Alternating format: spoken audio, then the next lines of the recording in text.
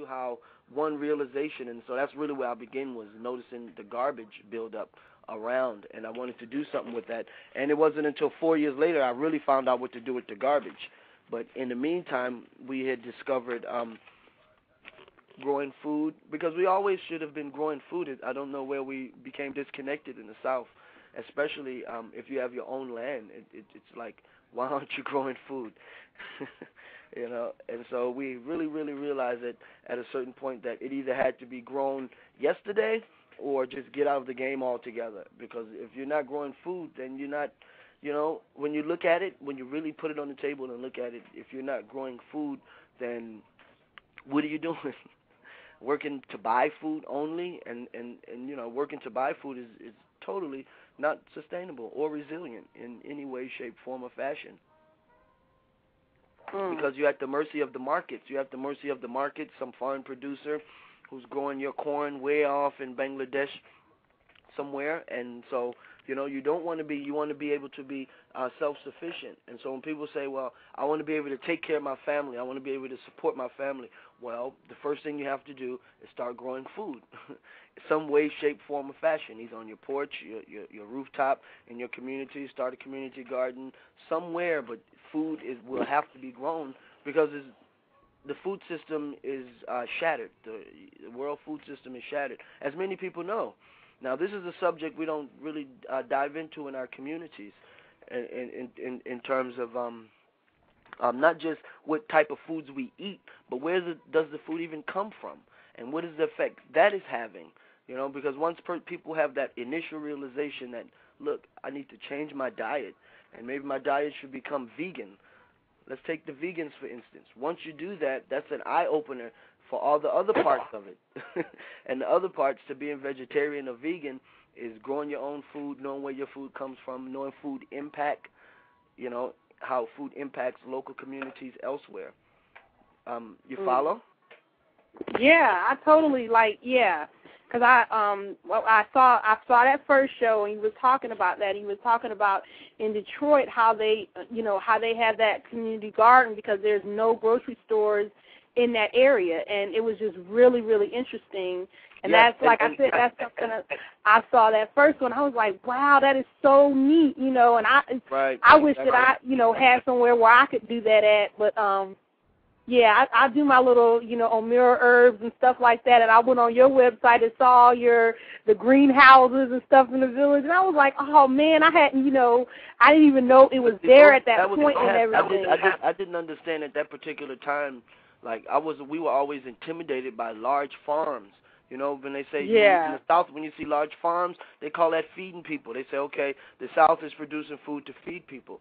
But in actuality, they grow in a single crop on the same piece of property every year, diminishing the soil.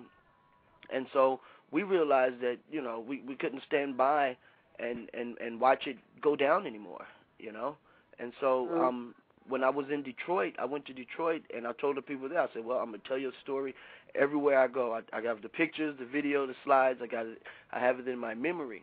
And so I'm going to tell you a story. They actually do not have grocery stores in certain parts of where the African community is in Detroit. And lots of the food that they get is outdated food that are given to these so-called party stores, as they call them.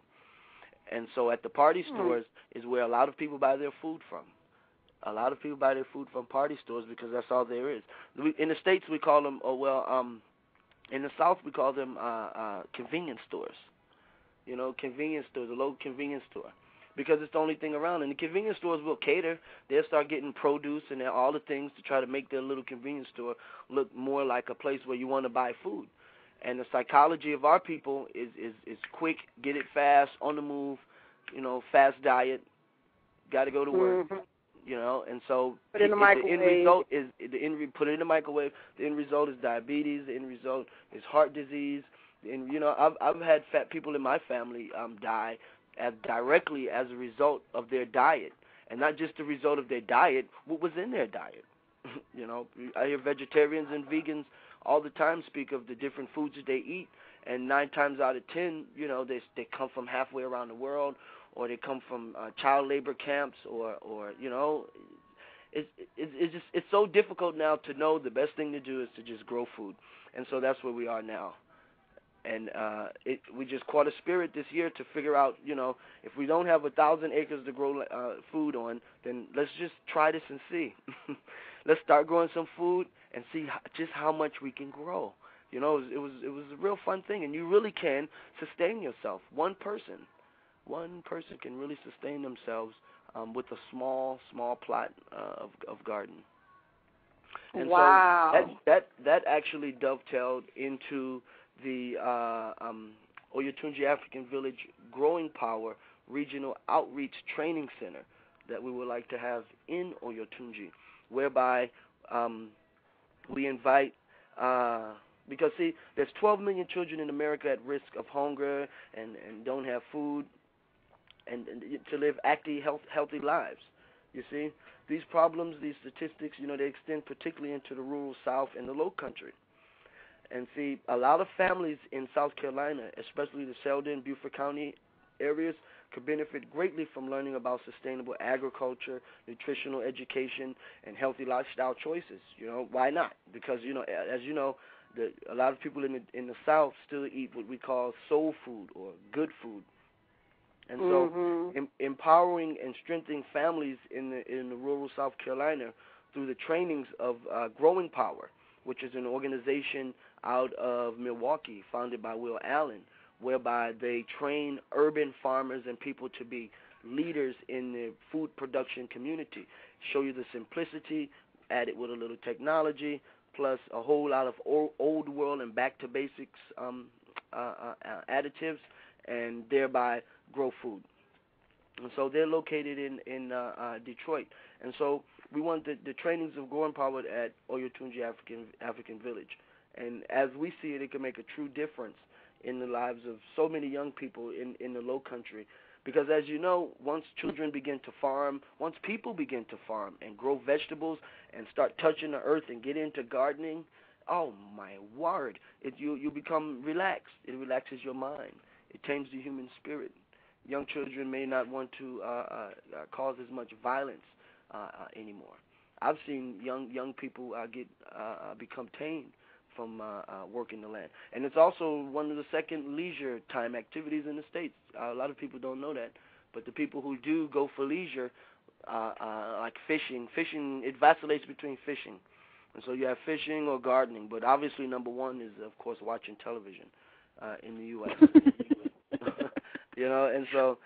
And so we would like to bring together, so basically Oyotunji is working with many collaborative organizations in the Beaufort County area, from Boys and Girls Club to Boy Scouts, just to see people who see their role as facilitators for change in offering, And so we're going to be offering the trainer programs. Once we return from being trained ourselves, then we would like to bring in people from our neighborhood and train them. Then they go out and it just continues to snowball. And so eventually in the end you will have people growing their own food and realizing the joy, the beauty, the love, and the health above all that you get from growing your own food. And of course this all started after some of the staff from Oyotunji traveled to Milwaukee to attend the Growing Power National Sustainable Agriculture Program. And that's been around for approximately 6 years. And so it continues to go. It continues to go. It's of course, the right thing for any community to be speaking of. And that's, of course, food sovereignty, food security, and food racism.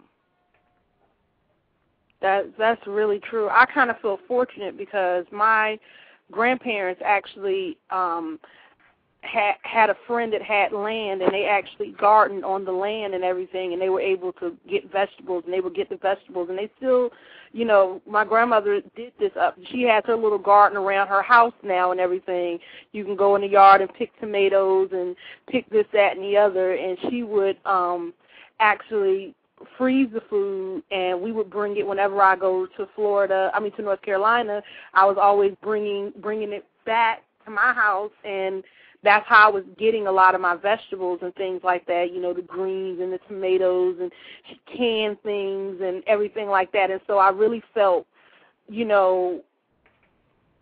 honored to be able to do that because I know it really is healthy. There's so much stuff that they're putting in the foods nowadays that they're tweaking it and playing with nature and putting all types of chemicals in it and all of that kind of stuff. And I'm all, I really do appreciate, going into that, and it is so much more healthier. Yes, it really is. Not only is it healthier, it's better for the environment because the food we eat today is directly connected to the health of the environment. That's one of the first things you learn in this type of movement and mission is that the impact to the environment is not just the foods you eat and and the impact to your personal space or your personal temple or your body. It's the impact to the environment because, as you know, on a lot of our food packages, it's advertised. First of all, you shouldn't eat anything that you see advertised. That's the first lesson. But on our food, it's advertised that these products come from farms, these nice little healthy, little clean farms. You ever see Petrit Farms butter spread that a lot of people in the South would use? It's got a little farm on there, and it's got the thing, and Hillshire Farms and all these little different things. But these places are nothing. They're not farms. They're mega tsunami factories. These places are mega factories. It's like in The Matrix. You see in The Matrix when they had the robots doing all these things? It's just like that. These foods and things, they are so far removed from farms.